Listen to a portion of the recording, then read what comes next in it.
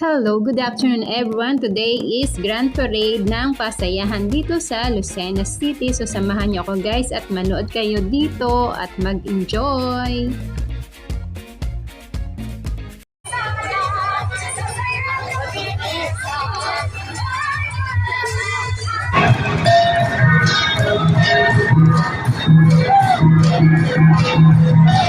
Hindi ka rin pwede hindi kakabahan. May darating na tumobil sa inyong bahay. Ayan. Kaway-kaway naman ako taga-Miral ko Lucena natin. Nakita sa nerve natin.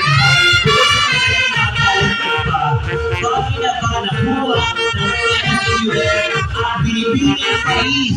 Ben Rayat Pilina Nalwade. Our third runner-up.